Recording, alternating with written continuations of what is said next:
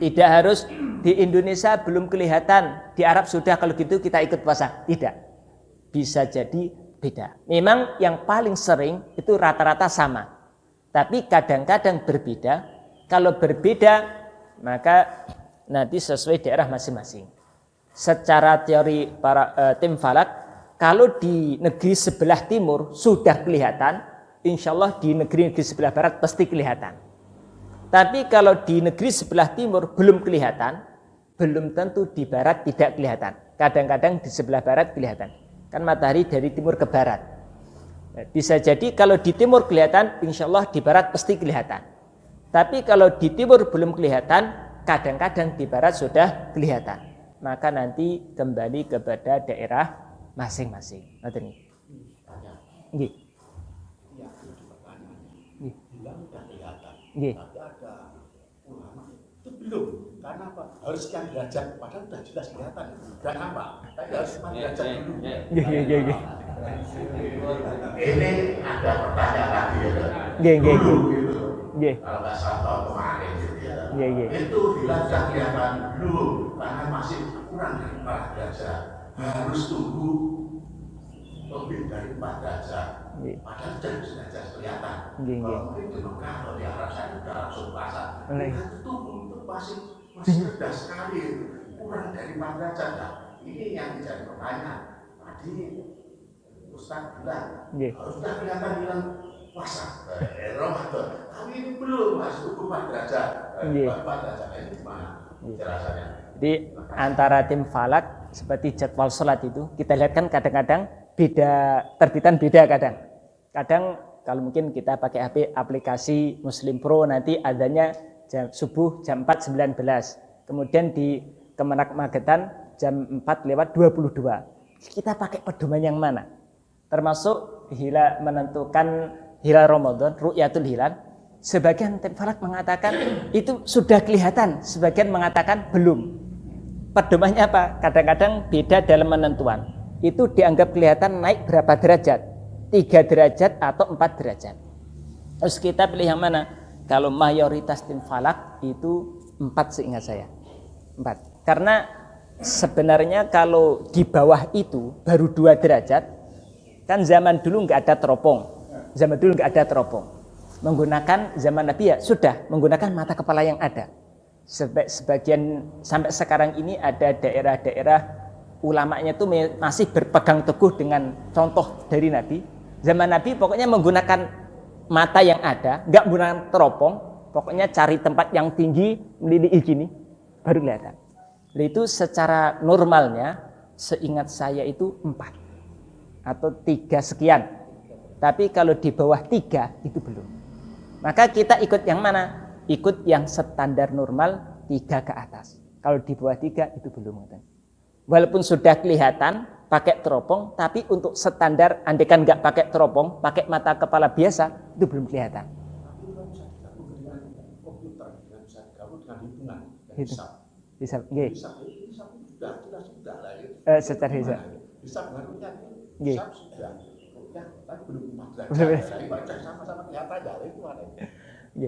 Kalau para ulama fuqaha kita sesuai hadis tadi, Nabi kasih arahan pertama sumu li ru'yati, ru'yah dulu. Kalau ru'yah belum bisa dibuat pegangan karena nggak kelihatan, baru nanti disempurnakan. Disempurnakan hisab itu menyempurnakan 30 Sya'ban. Jadi tetap pakai standarnya mata yang sehat itu standarnya 3 ke atas, kalau 3 ke bawah itu nanti belum. Terus kalau berarti belum, berarti kembali yang kedua memakai hitungan hisab. Tapi kita tidak pungkiri seperti daerah para ulama yang daerah pelosok atau mana juga mereka punya hitungan tersendiri. Ya kita maklumi ada khilafiyah. Terus kita ikut mana? Paling enak ikut pemerintah. Itu paling enak. Karena ulama pasti cari yang tengah-tengah yang adil. Walaupun kalau ada yang puasa duluan dengan alasan sudah kelihatan menurut saya, monggo. Karena nanti di para ulama juga menjelaskan bagi seorang pemerintah, seorang atasan kalau dasmu kodi Islam, ketika ada laporan saya melihat tidak langsung diterima. Ini orang yang soleh betul atau orang yang dikhawatirkan berbohong. Kalau orang ini dikhawatirkan berbohong, bagi pemerintah tidak boleh langsung menerima. Karena pemerintah akan ngasih pengumuman kepada seluruh masyarakat. Maka harus ditahqiq betul, ini betul orangnya soleh, jujur betul apa tidak. Kalau pemerintah mengatakan anggap ini orang jujur betul, dia nggak bohong, pemerintah baru menerima. Tapi kalau diragukan, kok kelihatannya enggak, pemerintah tidak boleh menerima, nggak boleh baris pengumuman. Tapi bagi dia yang yakin saya melihat betul, harus puasa. Bagi dia harus puasa, tapi bagi pemerintahnya nggak boleh ngasih pengumuman. Yang puasa dulu kan zaman belanja, yang belum kan wah ini belum terkait dengan Lailatul Qadar. Jadi kembali kepada orangnya masing-masing. Mungkin dibagi dulu ibu-ibunya ini nanti bang kita diprotes. Monggo, makanya ibu. Geng. Bapaknya dibuat besok. Dari ibu-ibu yang mau tanya monggo. Mana mikir ya Mbak?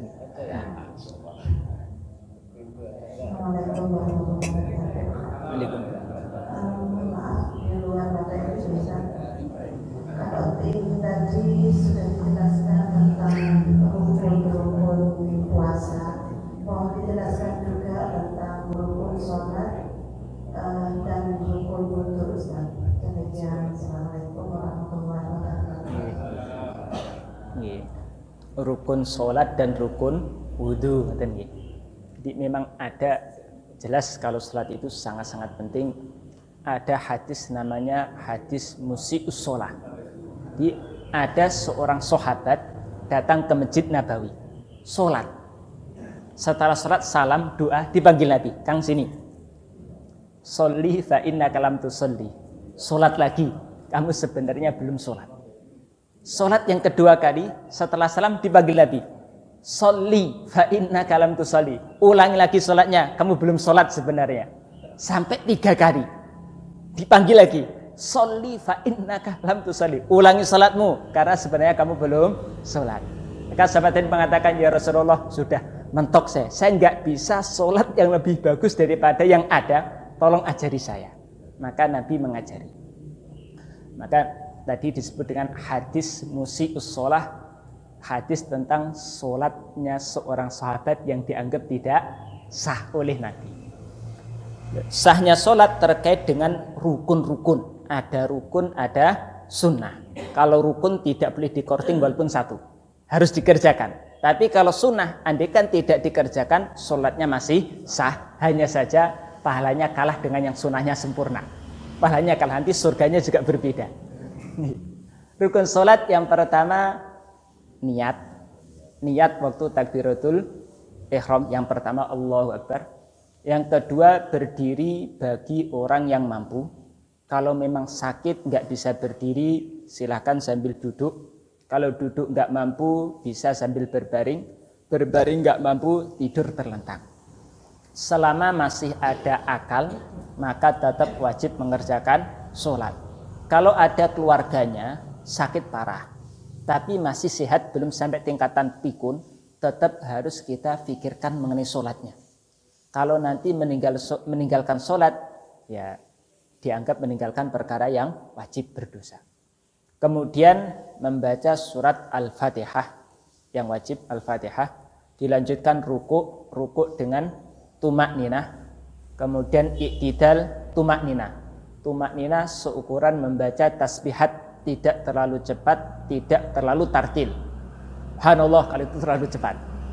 Tapi tidak terlalu tartil. Subhanallah, dia terlalu lemah. Standar. Subhanallah, standar. Kurang lebih tumak ninah seperti itu. Ketika rukuk plek seukuran subhanallah, baru bangun. Plek tegak subhanallah, baru lanjut sujud. Rukuk tumak ninah, kemudian iktidal dengan tumak ninah, dilanjutkan sujud yang pertama dengan tumak ninah, duduk di antara 2 sujud tumak ninah, kemudian sujud yang kedua dengan tumak ninah, 1 rakaat. Kalau 2 rakaat berarti seperti tadi. Nanti yang terakhir ditutup dengan duduk tasyahud akhir. Kemudian ketika tasyahud akhir yang wajib dibaca adalah bacaan tahiyat sampai sholawat.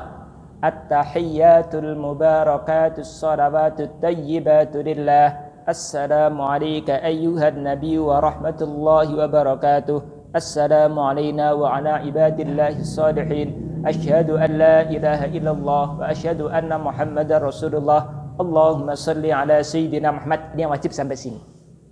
Wa ala ali sayyidina Muhammad sampai akhir itu hukumnya sunnah. Biasanya ketika tarawih kan gasnya agak dipolkan gitu. Setidaknya kalau gasnya dipolkan, gasnya pol, ringnya diblongkan pisan, nah itu setidaknya ketika rukuk sujud tumakninah harus dijaga. Bacaan tasbihat itu sunnah, ketika itidal sunnah, tapi tumakninah itu wajib. Tidak boleh seperti pir, pleng langsung balik lagi, enggak bisa. Harus ada tek seukuran tasbihat kemudian bangun lagi. Tasyahud akhir sampai tadi harus dibaca. Tidak boleh sama asyhadu alla ilaha illallah asyhadu anna Muhammadar Rasulullah. Assalamualaikum. Enggak bisa. Harus. Kemudian salam yang pertama. Assalamualaikum yang pertama. Itu yang inti tidak boleh dikurangi sama sekali. Kalau tasyahud awal bagaimana? Sunnah. Kalau enggak dikerjakan bagaimana sholatnya? Sah. Kalau dikerjakan pahalanya lebih banyak, surganya lebih tinggi. Kemudian terkait rukun wudu. Ya ayyuhalladzina amanu idza qumtum ilas shalah faghsilu wujuhakum. Terkait dengan basuhan, faghsilu wujuhakum, basuh wajah. Mulai ujung rambut sampai dagu, telinga kanan sampai telinga kiri. Kadang-kadang anak kecil, wallahu alam ketua semoga sudah enggak ada. Kadang-kadang wudunya cuma segini. Maaf. Ini. Yang sini pinggir sini enggak dibasuh. Ini padahal ini masih basuhan anggota wajah. Samping telinga ada kecil ini, samping telinga itu harus dibasuh. Kalau enggak dibasuh berarti wudunya belum sempurna. Dari atas dagu di sini, ini perbatasan ini tetap harus dibasuh. Nah, kalau hanya sekedar gini, apalagi kadang-kadang sebagian dari kolam dilemparkan. Biar terus gintek sudah. Itu yang sini rawan kalau belum bersihkan. Apalagi kalau bangun tidur sakit mata, di sini ada tai mata, itu juga harus dibersihkan. Kalau enggak, nanti habis wudu kok masih ada tai mata, berarti di situ belum terkena air. Kalau belum terkena air, berarti wajahnya belum dibasuh secara sempurna. Dari atas, di bawah dagu juga termasuk harus di bawah. Wah, bagus ini. Atas. Wa aidiyakum dal marafiq, tangan sampai siku-siku. Siku-siku harus dibasuh. Dilebihkan sedikit bagus. Sampai siku-siku dibasuh. Kadang-kadang yang cepat-cepat cuma sini kadang-kadang enggak dibasuh. Padahal sini masih basuhan. Itu sini tetap siku-siku dilebihkan sedikit harus dibasuh. Yang agak rawan siku-siku. Kemudian di bawah kuku itu juga harus terkena air. Mohon maaf, kadang-kadang khususnya petani, bengkel, itu dari sawah, biasanya bawah kuku penuh dengan tanah, bawah kuku penuh dengan oli dan sebagainya, harus dibersihkan terlebih dahulu. Kalau nggak dibersihkan berarti nanti air nggak bisa sampai. Maka yang paling aman kalau kukunya pendek, kalau kuku panjang agak rawan. Boleh aja tapi harus dibersihkan dulu. Kemudian wamsahu biru'usikum, mengusap kepala. Kepala dari sini sampai atas leher ini namanya kepala. Boleh diwakili dengan rambut. Tidak harus namanya kepala, kan kulitnya sebenarnya. Bisa kulitnya atau rambutnya langsung. Para ulama mazhab Syafi'i biru'usikum maknanya sebagian kepala. Tidak harus rata sempuanya. Setidaknya minimalnya ada yang diusap. Walaupun sedikit. Mungkin karena kedinginan masuk angin, wudunya cuma seret. Boleh, sah-sah saja. Tapi yang masih batas kepala. Tapi kalau sudah batas kepala, maaf ibu-ibu rambutnya panjang sampai ke sini. Kemudian usapnya diusap di ujung bawah sini. Itu bukan kepala, sudah keluar dari batas kepala. Kepala itu ya dari sini, itu namanya kepala. Tapi kalau rambut yang sudah keluar dari batas kepala, leher ke bawah, apalagi yang panjang sampai bahu, wudu yang diusap rambut yang di bahu itu bukan mengusap kepala lagi. batasan sini. Wa arjulakum ilal ka'bain, yang terakhir membasuh kaki sampai ke kedua mata kaki. Kedua mata kaki tetap. Yang perlu diperhatikan sama di bawah kuku sama tumit. Khususnya yang tumitnya sudah pecah-pecah, apalagi nggak pakai sandal, nanti kan pecah-pecah, meletek-meletek itu. Itu kalau terbuka, meletek, berarti yang pecahan-pecahan itu juga harus terkena air. Pecahan-pecahan air. Nah, kalau sudah meletek-meletek, bolong-bolong, tersawa nggak pakai sandal, nanti masih ada tanah-tanah, apalagi tanahnya agak keras, wah itu nanti khawatir. Dalam ayat tadi disebutkan secara urut, fagsilu wujuhakum wa aydiyakum ilal marafiq wamsahu birusikum wa arjulakum. Maka karena disebutkan secara tertib, maka para ulama mengatakan wudu juga harus tertib. Basuh wajah dulu, tangan, kepala, baru kaki. Para ulama muhaddisi mengatakan dalam hadis-hadis Nabi sabdakan innamal a'malu binniyat wa likulli imri'in ma nawa. Amal itu tergantung niatnya. Maka wudu juga harus niat. Apa itu niat? Qasdu syai' muqtarinan bi fi'lihi, keinginan mengerjakan disertai dengan pekerjaannya. Maka niat dimulai ketika pas basuh wajah. Berarti rukun wudu 6. Niat, basuh wajah, tangan, ngusap kepala, basuh kaki, kemudian tertib. Namanya membasuh, air mengalir. Air harus mengalir. Kalau tidak sampai mengalir itu namanya mengusap. Kalau sakit dingin, kemudian pakai anduk, tangannya dilap saja, disiblini. Itu bukan membasuh, tapi namanya mengusap. Sedangkan rukun wudu, fagsilu, basuhlah. Kalau nggak sampai dibasuh berarti baru ngusap, berarti belum sah. Semoga majelis ini diterima oleh Allah Ta'ala. Allah barakahi sehingga tambah hari kita tambah dekat dengan Allah Ta'ala, tambah tinggi derajatnya di sisi Allah Ta'ala. Subhanallah bihamdihi, subhanakallah wa bihamdika, asyhadu an la ilaha anta astaghfiruka wa atubu ilaik. Wassalamualaikum warahmatullahi wabarakatuh.